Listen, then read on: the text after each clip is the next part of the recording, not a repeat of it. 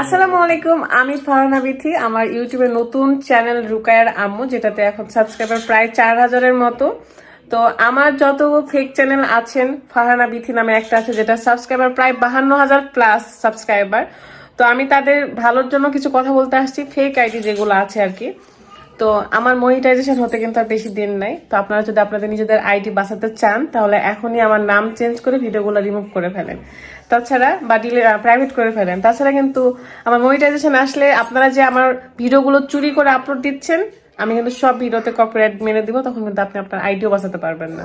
তো আমি চাই যে এতদিন তো আমার ভিউয়ার্স তো নিলেন, সাবস্ক্রাইবার নিলেন, সবই ঠিক আছে, সেগুলো বাঁচাতে চাইলে আপনারা এখনই ভিডিও আর নাম চেঞ্জ করে ফেলেন, তাহলে আপনাদের আইডি সাবস্ক্রাইবার সবই থাকবে। কিন্তু আমার মনিটাইজেশন হতে আর বেশি দেরি নাই, আমি কিন্তু মনিটাইজেশন আসলে সব নষ্ট হয়ে যাবে। হ্যাঁ, কারণ আমি চাইবই না যে আমার কষ্ট করে তৈরি করা ভিডিওগুলো আপনারা চুরি করে আপলোড দিবেন, ভিউয়ার্স কামাচ্ছেন, সাবস্ক্রাইবার নিচ্ছেন, আবার এমনভাবে প্রেজেন্ট করছেন যে সেটা আপনারই ভিডিও।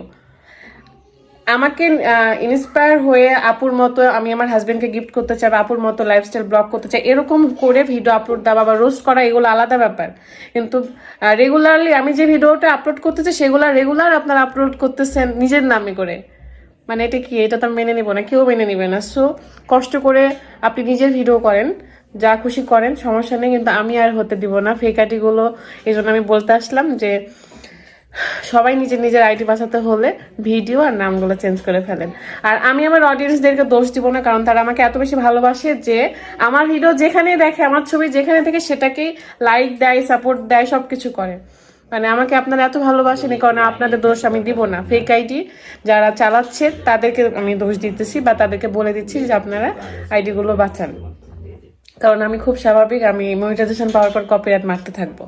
হ্যাঁ, তো ভালো থাকবেন সবাই, আল্লাহ হাফেজ।